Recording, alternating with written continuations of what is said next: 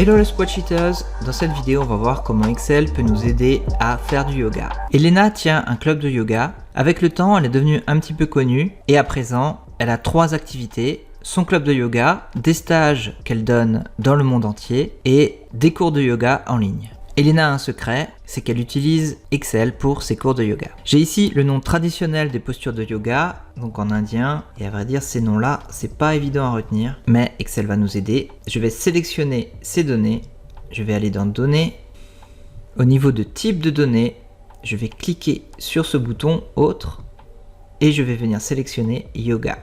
Excel a automatiquement reconnu certaines poses qu'il a traduites en anglais, par contre, pour d'autres poses, il a des interrogations. Donc pour celle-là, alors je vous le prononcerai pas. Il hésite entre cette pose et cette pose. À vrai dire, je suis pas un pro du yoga, on va dire que c'est celle-là. Pour cette pose, on va dire que c'est celle-là. Et pour celle-là, on va sélectionner cette pose-là. Voilà nos différentes poses pour notre cours de yoga. Et si je sélectionne mes données et que je vais en haut à droite de ma sélection, j'ai une icône Insérer des données. Si je clique dessus, j'ai différents éléments. La position du corps, je vais sélectionner ce champ. Voilà le résultat. On a à genoux, assis, debout, etc. Je vais sélectionner encore d'autres éléments. Le niveau d'expérience. La première pose est une pose pour débutants, intermédiaire, etc. Je vais encore sélectionner un élément, les bénéfices pour la santé. Et voilà le résultat. Mais Elena n'utilise pas que cet outil. Vu que pour ses stages, elle est amenée à voyager à travers le monde, elle a besoin de convertir de la monnaie. À nouveau, je vais aller dans Type de données, Devises. Excel a reconnu mes devises à changer, donc des euros en dollars, des euros en yens et des euros en roubles. Si je clique sur l'icône Insérer des données, j'ai différentes informations, le plus haut de l'année, le plus bas, le change, le taux de change. Dans le même ordre d'idée, elle souhaite se renseigner sur les villes dans lesquelles elle fait des stages. À nouveau, type de données, ville. Excel hésite pour la ville de Paris. J'ai le volet sélecteur de données qui s'est ouvert. Et comme Paris existe à la fois en France, au Texas et au Tennessee, on va dire que c'est la capitale de la France. Idem pour Moscou. A priori, il y a une ville qui s'appelle Moscou en Russie, bien sûr, mais aussi dans l'Idaho. On va dire que c'est en Russie. À nouveau, si je clique sur Insérer des données, j'ai plusieurs éléments qui apparaissent, notamment la population. Et ce qui est intéressant ici, c'est que bien entendu, Excel a reconnu Moscou, Paris, mais il a aussi reconnu une toute petite ville qui est à côté de chez moi. Même chose pour des emplacements. Si par exemple on veut visiter des monuments, je peux enrichir mes données et je peux même venir ajouter une image. Alors là c'est tout petit, je vais un petit peu zoomer.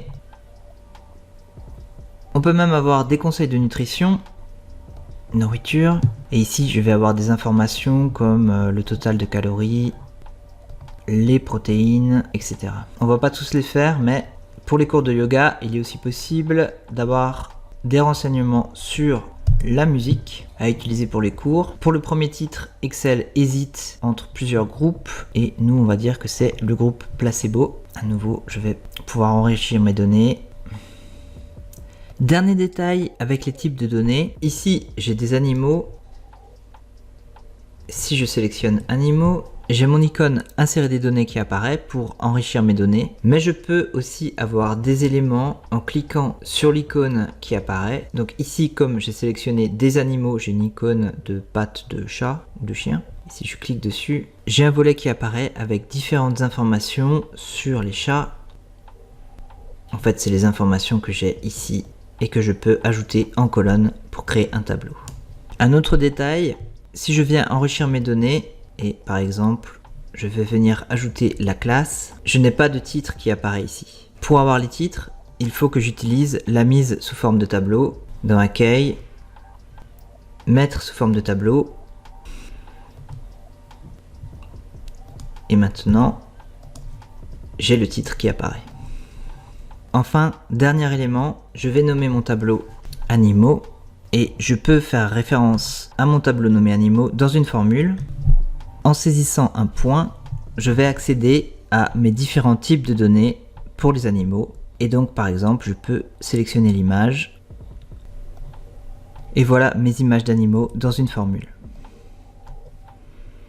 Voilà pour l'outil type de données dans Excel. Et il y a encore d'autres catégories comme des données géographiques, des données boursières ou l'espace. Il est aussi possible de paramétrer des types de données. Toujours pour le yoga d'Elena, j'ai ici une table avec ses abonnés. Donc nom, prénom, numéro d'abonné, le sexe, l'ancienneté, le niveau, la date de naissance et donc l'âge. Pour créer un type de données, il faut utiliser Power Query. Je vais sélectionner une cellule de mon tableau.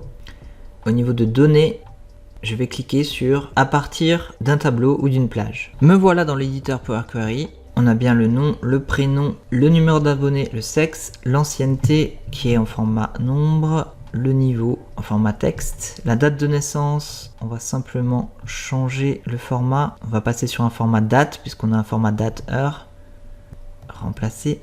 Et au niveau de l'âge, on va passer sur un nombre entier. Remplacer. Je vais sélectionner toutes les colonnes de mon tableau. Donc je sélectionne la première colonne. J'appuie sur Shift et je clique sur la dernière colonne. Toutes mes colonnes ont été sélectionnées. Au niveau de transformer, je vais cliquer sur type de données. Je vais nommer mon type de données abonné et je vais simplement afficher la colonne nom. Ok. J'ai une liste qui s'appelle abonnés avec les noms de mes adhérents et si je déroule ma liste, j'ai les différents champs de ma table.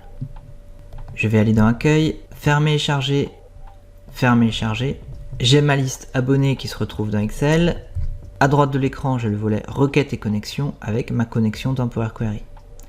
Et au niveau de ma liste, comme précédemment, j'ai la petite icône pour enrichir mes données, ajouter une colonne. Et ici, par exemple, je peux sélectionner l'âge de mon adhérent et le niveau. C'est tout pour cette vidéo, j'espère qu'elle vous a plu. Si vous avez des suggestions de vidéos, que ce soit sur Excel, sur Power BI ou sur Data Studio, n'hésitez pas à me les poster en commentaire. Et d'ici là, n'oubliez pas que je suis Spreadsheetman.